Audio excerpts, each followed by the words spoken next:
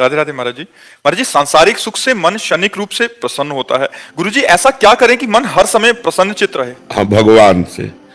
ब्रह्म भूता प्रसन्नात्मा न शोचति न कांक्षति समाः सर्वेषु भूतेषु मद भक्तिम लभते पराम। जो ब्रह्म में स्थित हो जाता है वो अखंड प्रसन्नता को प्राप्त होता है। ब्रह्म भगवान राम, भगवान कृष्ण, जो भी भगवान के रूप हैं जितने, वो सब ब्रह्म रूप हैं। जब हमारा मन भगवान में लग जाता है तो देखो, भगवान की रची हुई माया जनित वस्तुओं की प्राप्ति में जो क्षणिक प्रसन्नता नहीं होती उसे हर्ष कहते हैं। प्रसन्नता नहीं होती उसे हर्ष कहते हैं। जैसे हमारा कोई रिश्तेदार मिला या हमारी कोई प्रिय वस्तु मिल गई, नई गाड़ी आ गई या कुछ भी, तो उसमें एक हर्ष होता है। वो ये द्वंद्व है। गाड़ी मिली, एक्सीडेंट हो गया, अब शोक होगा। व्यक्ति मिला, वो बिछुड़ गया, शोक होगा। वस्तु मिली, वो नष्ट हो गई, शोक होगा। हर्ष का परिणाम शोक है और प्रसन्नता अखंड होती है। वो केवल भगवान से प्राप्त होती है, वो वस्तुओं से नहीं प्राप्त होती। वस्तुओं में प्रसन्नता नहीं है, वस्तुओं में आनंद नहीं, वस्तुओं में हर्ष है, उल्लास है, और ये नष्ट होने वाला होता है। बड़े आनंदित होकर के गाड़ी खरीदी और खूब घूमने जा रहे तो एक्सीडेंट हो गया, अब शोक में बदल गया।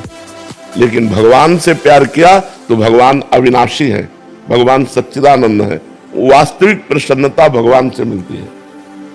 भगवान से यदि संबंध नहीं है तो कितने लोग हमारे पास आकर प्रश्न कर चुके कि हमारे पास संसार का सब कुछ है लेकिन मुझे शांति नहीं है।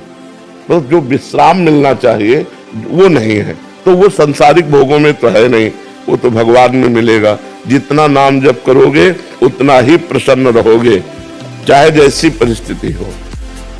यदि भगवान का भजन नहीं है तो जीवन में प्रसन्नता नहीं आ सकती है, पक्की बात समझ लो। आजकल बहुत लोग डिप्रेशन में जा रहे हैं, अधिकतर लोग डिप्रेशन में जा रहे हैं। क्यों?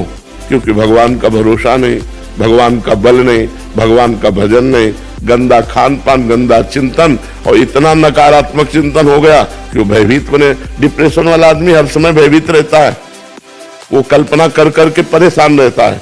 इसलिए हमें लगता है कि हम ओवर थिंकिंग से बचने के लिए, डिप्रेशन से बचने के लिए, अशांति, भय, दुख से बचने के लिए भगवान का आश्रय लें और भगवान का नाम जप खूब करें, भगवान की कथाएं सुने और भगवान की सेवा करें। घर में ठाकुर जी जरूर विराजमान होना चाहिए।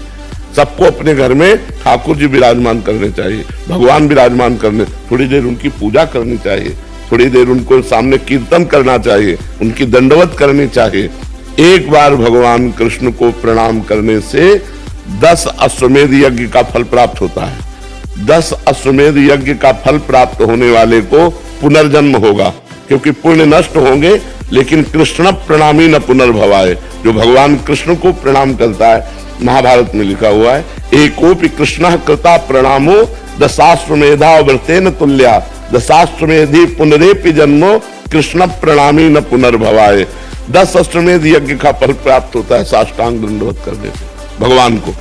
10 अश्वमेध यज्ञ वाला स्वर्ग में पुण्य भोग कर पुनः जन्म लेगा, लेकिन भगवान को प्रणाम करने वाला पुनर्जन्म नहीं लेगा। तो अपने घर में ठाकुर जी विराजमान करे, उनको भोग लगावे, उनकी आरती करे, कीर्तन करे, उनके सामने नाचे, उनके सामने दंडवत करे, हाथ जोड़कर प्रार्थना करे, अभी मंगल हो जाए, अभी आनंद हो जाए। तो घर में तो टीवी लगाए हैं, पर इधर उधर की बातें देखते हैं, मन को प्रभु में लगाना नहीं तो भी अशांति नहीं तो और क्या। अब जिसको देखो मोबाइल में लगा रहता है, जिसको देखो मोबाइल में लगा रहता है। 1 मिनट भी मोबाइल से अलग रहना पसंद नहीं है कि शांति से बैठकर भगवान का चिंतन कर रहे हैं, शास्त्रों का स्वाध्याय कर रहे हैं, ठाकुर जी की सेवा कर रहे हैं। मोबाइल में इतनी प्रीति हो गई कि अगर ठाकुर जी की सेवा होगी तो बगल में रखा रहेगा और वो कुन्न कुन्न करता ही रहता है। तो मन एकाग्र नहीं हो पाता ना ठाकुर सेवा में ना भजन में। वो देखो कितना मैसेज आया, देखो कितना। इसलिए नाम जप करो, भगवान की सेवा